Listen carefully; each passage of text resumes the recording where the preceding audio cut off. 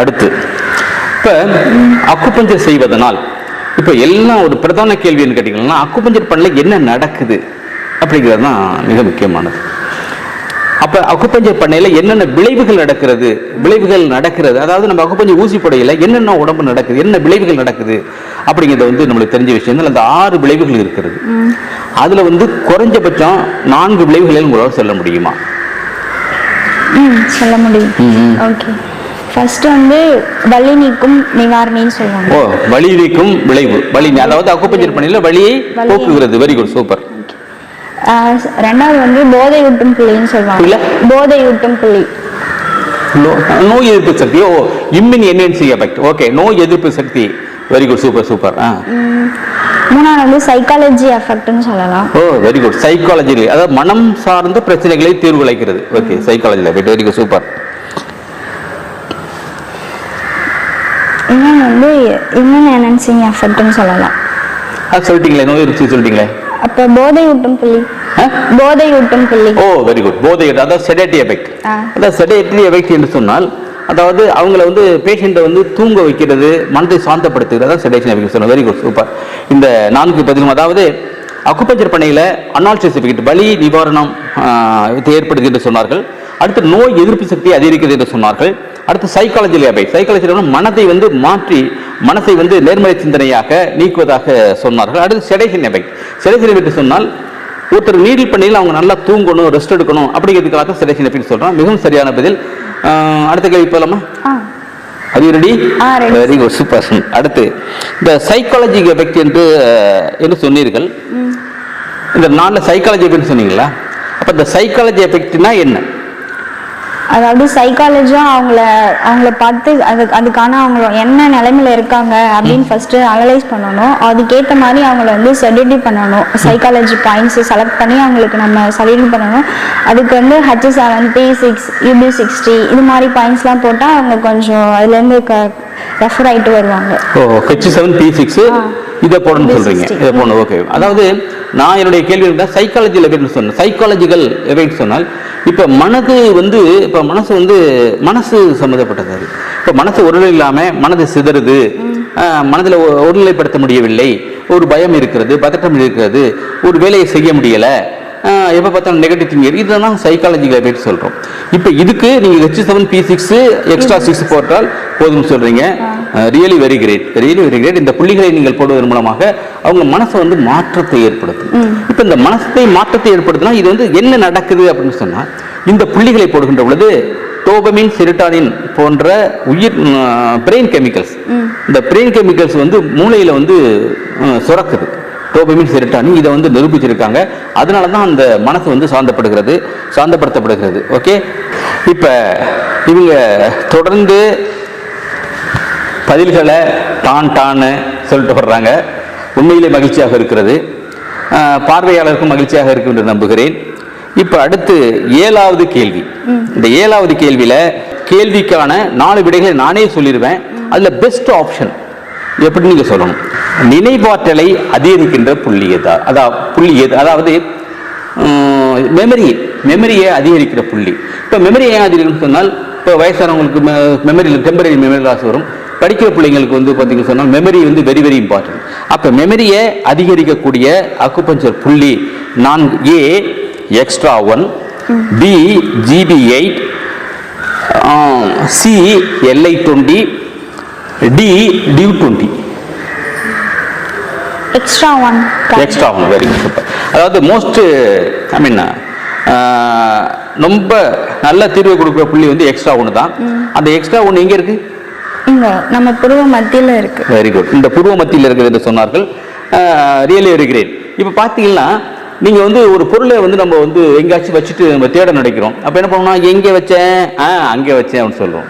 Okay, அப்போ இந்த நினைவாற்றலை அதிகரிக்கிற புள்ளி இந்த இருக்கிறது. மிக மிகவும் சரியான பதில். அடுத்து 8வது கேள்விக்கு நம்ம போக போகிறோம். அதில் வந்து நீங்கள் தொடர்ந்து முன்னேறி கொண்டே இருக்கிறீர்கள். இப்போ வந்து ப்ளீடிங் ஸ்டாப் புள்ளி எது? அதாவது இரத்தப்போக்கை உடனே நிறுத்துகின்ற புள்ளி எது? அதாவது ஒரு காயம் பட்டுருச்சு அல்லது வேற மென்சுரல் ப்ளீடிங் இருக்குது, இதை வந்து உடனே நிறுத்தணும். இப்போ பிளட் லாஸ் வந்ததுன்னா பெரும்பாலும் ஆக்சிடென்டான கேஸில் பார்த்தீங்கன்னு சொன்னால் எப்படி டெத் வரும்னு சொன்னால் இந்த ப்ளீடிங்கில் தான் வரும். ஒரு தலையில் அடிபட்டு போயிடும், அவங்க பிளட் லாஸ் வந்துடும். காலில் அடிபட்டு போயிடும், பிளட் லாஸ் வந்துடும். அப்போ வந்து அவங்க இறந்து போவாங்க. அந்த சமயத்தில் ஒரு அக்குபஞ்சர் நிபுணர் இருந்தாங்கன்னா ஒரு புள்ளியை தூண்டி அந்த பிளட் ப்ளீடிங் வந்து நிறுத்திடலாம். அதுக்கான விடைகளை நானே சொல்கிறேன். அதில் பெஸ்ட் ஆப்ஷன் நீங்கள் சொல்லணும். LU6, A LU6, B DU28, C LU9, D LU6. LU6, D, option D. D LU6. Sure? Sure. Confident? இல்லையே. ஓ, LU6 என்பது சரியான பதில். நான் குழப்பினேன், நீங்க குழம்பல. Very good. உங்களுக்கு அடுத்த கேள்வி, 9வது கேள்வி. கெப்பாரின் புள்ளி என்றால் கெப்பாரின் புள்ளி என்பது என்ன அப்படிங்கிறத நீங்க சொல்லணும். அதற்கு முன்பு கெப்பாரின் என்னன்னு சொல்லிடுறேன். கெப்பாரின் என்பது நம்ம லிவர்ல சுரக்கக்கூடிய ஒரு திரவம். அந்த திரவம் என்ன பண்ண சொன்னா இயற்கையிலே நம்ம உடம்புல திறந்து எங்கேயாச்சும் பிளட் வெசல்ஸ் வந்து வெடிச்சு அங்கே பிளட் கிளாட் வர்றப்ப அதை ரிமூவ் பண்ணும். அது இயற்கையிலேயே நம்மளுக்கு இறைவனால் படைக்கப்பட்டது. அப்ப அந்த கெப்பாரின் வந்து சுரக்காம இருந்துச்சுனால் பிளட் கிளாட் வரும். அப்போ வந்து பக்கவாதம் வரும். இதுல வந்து டாக்டர் ஹெக்டே, அவர் கார்டியாலஜிஸ்ட், கிரேட் கார்டியாலஜிஸ்ட், அவர் அலோபதி டாக்டர். அவர் சொல்றாரு, தினந்தோறும் நிறைய பேருக்கு பிளட் வெசல்ஸ் வெடிச்சுக்கிட்டு தான் இருக்கு. ஆனால் இந்த கெப்பாரின் சுரந்து அப்பப்போ கிளீன் பண்றதுனால உங்களுக்கு பக்கவாதம் வருவதில்லை. யாருக்கெல்லாம் வந்து அந்த கெப்பாரின் சுரக்காமல் இருக்கிறதோ அவர்களுக்கே பக்கவாதம் என்று வருகிறது என்று சொல்கிறார். ஆகவே அந்த கெப்பாரின், அதாவது ரத்தம் உறைதலை தடுக்கக்கூடிய கெப்பாரின் புள்ளி எது?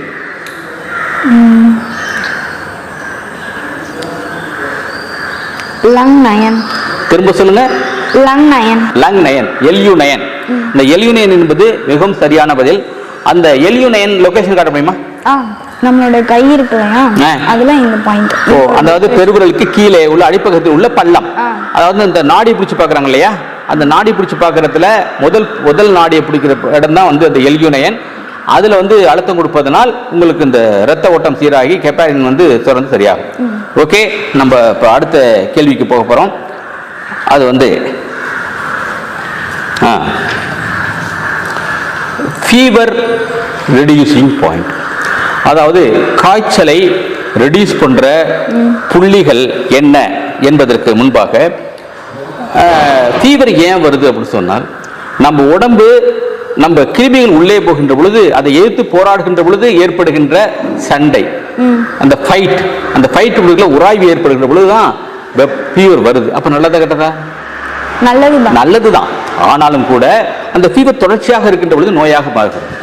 அப்ப அந்த ஃபீவரை நம்ம இயற்கையாகவே ரெடியூஸ் பண்றதுக்கு ஒரு புள்ளி இருக்கிறது. அந்த புள்ளி 4 புள்ளிகள் நான் சொல்றேன். Option A LI11, option B LU11, option C DU14, option D SP6.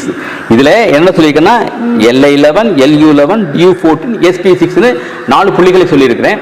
அதுல பெஸ்ட் ஆப்ஷன், உடனே ஃபீவரை குறைக்கக்கூடிய புள்ளி எது? இன்னொரு தடவை சொல்ல முடியுமா? டெஃபினட்டா. அதாவது ஃபீவர், காய்ச்சலை குறைக்கக்கூடிய புள்ளிகள் நிறைய பேர் குறைக்கும். அது வந்து பெஸ்ட் ஆப்ஷன் தான் நம்மளுக்கு தேவை, உடனே குறைக்கணும்.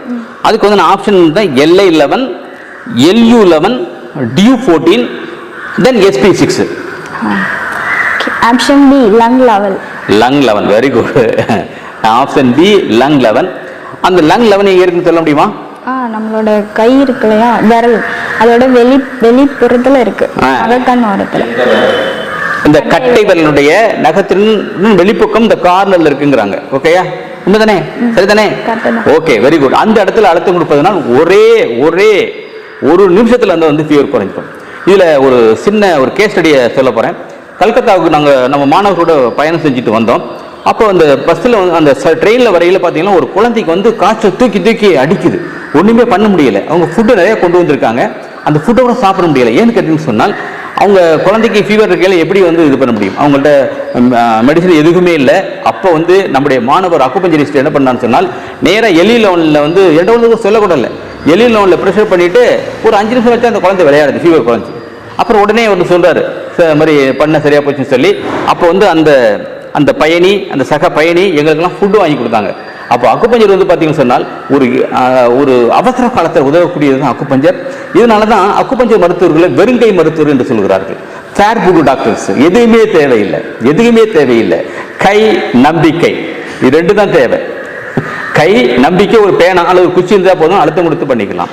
அது மாதிரி இந்த ஃபீவர் ரெடியூசிங் பாயிண்ட் அந்த அளவுக்கு மிக மிக முக்கியமானது. எந்த காலகட்டத்திலையும் இதை பண்ணி சொன்னாலும் ஒன்றும் ஃபீவர் குறைஞ்சிடும். ஓகே கமலி, சொல்லுங்க சார். ரொம்ப பெருமையாகவும் மகிழ்ச்சியாகவும் இருக்கிறது. ஏன்னு சொன்னால் இதை நம்ம மாணவர்கள் வந்து ஏன் வந்து இதை வந்து கரெக்டாக பயிர் சொல்கிறாங்கன்னு சொன்னால், நம்ம வந்து அதை டிரான்ஸ்லேட் பண்ணணும், என்னுடைய நாலேஜை ஸ்கில்ல டிரான்ஸ்லேட் பண்ணுறோம். இப்போ இந்த அக்குபஞ்சர் துறையில் வந்து நீங்கள் எப்படி இந்த அக்குபஞ்சர் துறைக்கு நீங்கள் வந்து டிப்ளமோ அக்குபஞ்சர் அண்ணாமலை பல்கலைக்கழகத்தில் வந்து சேர்ந்து எனக்கு தெரியும். எப்படி வந்தீங்க, எந்த ஆர்வத்தில் வந்தீங்க அப்படின்னு தெரிஞ்சுக்கலாமா? நான் வந்து ஃபிசிக்ஸ் 3rd இயர் படிக்கும்போது, நான் பிஎஸ்சி ஃபிசிக்ஸ் 3rd இயர் படிக்கும்போது என்னோட ஃப்ரெண்ட் லக்ஷ்மி பிரியா அவள் தான் எனக்கு சொன்னா. லக்ஷ்மி பிரியா அவள் தான் சொன்னா, இது மாதிரி கோர்ஸ் ஆஃபர் இருக்கு, நீ வந்து ஜாயின் பண்ண முடியுமான்னு கேட்டா. எனக்கும் அப்போ வந்து நிறைய தெரிஞ்சுக்கணும்லாம் நிறைய ஆர்வம் இருந்துச்சு. பட் ஆனால் அது அப்போ வந்து என்னோட சுச்சுவேஷன் வந்து போக முடியல. சரி ஓகே ஏதாவது ட்ரை பண்ணலாம் அப்படின்னு சொல்லிட்டு ஒன் டே கிளாஸ் வந்தேன். ஸோ அப்போ வந்தப்போ வந்து ப்ரொஃபஸர் வந்து ரொம்ப நல்லா நடத்துனாங்க. ரவி தான் அவங்க வந்து நல்லா எக்ஸ்பிளனேஷன்லாம் கொடுத்து நிறைய பாயிண்ட்ஸ்லாம் சொல்லி கொடுத்தாங்க. அப்படியே டெமோலாம் காமிச்சாங்க. ஸோ நல்லா சொல்கிறாங்க, நல்லா இந்த பாயிண்ட்ஸ்லாம் ஒர்க் ஆகுமா அப்படி எனக்கு சில டவுட்ஸ்லாம் இருந்துச்சு. ஸோ நான் வீட்டில் அதெல்லாம் வந்து ட்ரை பண்ணி பார்த்தேன். வீக்லி 1 days இல்லை 2 days தான் கிளாஸ் இருக்கும். ஸோ பிரேக்கில் வந்து நான் வீட்டில் வந்து ட்ரை பண்ணுவேன். அப்புறம் என்னோடய ஃப்ரெண்ட்ஸ்க்குலாம் ட்ரை பண்ணி பார்த்தேன். ஸோ ஒர்க் அவுட் ஆச்சு. ஸோ போகலாம், ஸோ ஓகே தைரியமாக போகலாம், இந்த கோர்ஸ் படிக்கலாம் அப்படின்னு சொல்லிட்டு நான் வந்து ஜாயின் பண்ணி. அது எந்த இன்ஸ்டிடியூஷன்? ஃபேக்கல்டி ரவி இன்ஸ்டிடியூஷன், நேசம் institution affiliated, I mean in collaboration with Annamalai University. Okay, very good, super. So இது மாதிரி நீங்கள் வந்து படிச்சுட்டு இது வந்து அக்குபஞ்சர் என்பது ஒரு அரிய கலை. இதை படிச்சுட்டு நம்ம ப்ராக்டிஸ் பண்ண தான் நம்மளுக்கு வந்து தைரியம் தன்னம்பிக்கை வரும். நான் வந்து நான் எப்படி சொல்லணுமா, நான் அந்த அக்குபஞ்சர் எதேச்சியாக தான் படிக்க போனேன், இது நம்பவே கிடையாது. ஆனால் நான் வந்து முதல்ல ST6 புள்ளியை வந்து என்னுடைய அன்புகள் கண்மணி கோகிலுக்கு வந்து அவங்க மூக்கடைப்புக்கும் ரன்னிங் நோஸுக்கும் வந்து போட்டேன். அது போட்டப்ப உடனே அதுக்கு வந்து ரிலீஸ் ஆயிடுச்சு. அதுக்கு முதல்ல எனக்கு ஆர்வம் வந்துச்சு. அது மாதிரி ஒவ்வொரு வாழ்க்கையிலும் வந்து அதை நீங்கள் பயன்படுத்தி பார்க்கின்ற பொழுது தான் அந்த புள்ளிகள் படித்தது இல்லாமல் அந்த புள்ளிகளை பயன்படுத்தி பார்க்கின்ற பொழுது தான் உங்களுக்கு தைரியம் தன்னம்பிக்கை வரும். ஆகவே நம்ம அடுத்த கேள்விக்கு வந்து நம்ம போக போகிறோம். Are you ready? Ready. Okay, very good, super. அதாவது கிட்னி மெரிடியன், அதாவது சிறுநீரக உயிர் சக்தி ஓட்ட பாதை. இந்த கிட்னி மெரிடியன் அல்லது சிறுநீரக உயிர் சக்தி ஓட்ட பாதை என்று சொன்னால் அந்த நம்ம ஸ்கின்ல தான் மெரிடியன் இருக்கு. அப்ப அந்த கிட்னி மெரிடியன் போயிட்டு கிட்னி மெரிடியன் வந்து என்ன பண்ணணும் சொன்னால் கிட்னியை வந்து ஸ்ட்ராங் பண்ணணும், கிட்னியை வந்து நல்லா வேலை செய்யும். இப்போ இந்த மெரிடியன் வந்து நம்ம கிட்னியில போக கிட்னியே கிடையாது, நம்ம ஸ்கின்ல போகணும். ஸ்கின்ல போயிட்டு அதுக்கு கிட்னிக்கு வந்து கனெக்ஷன் இருக்கும், அதான் மெரிடியன் சொல்றோம். இப்போ அக்குப்புள்ளிகளை இணைக்கின்ற பாதி பேர் தான் மெரிடியன். அப்போ இந்த கிட்னி சம்பந்தப்பட்ட புள்ளிகளை இணைக்கின்ற மெரிடியனுக்கு பேர் என்ன? கிட்னி சம்பந்தப்பட்ட புள்ளிகளை இணைக்கின்ற மெரிடியனுக்கு பேர் என்ன? Kidney meridian. ஸோ இந்த கிட்னி மெரிடியன் வந்து எதெல்லாம் பார்த்துக்கிறது அப்படின்ட்டு நானே சொல்றேன். அதுல வந்து நீங்க எதுல பெஸ்ட் ஆப்ஷன் சொல்லணும். ஏ போன் அண்ட் கார்ட்லேஜ், எலும்பு குருத்தெலும்பு. பி இயர் டிஸார்டர், இயர் காதை பார்த்துக்கிறது. C head hair. D all.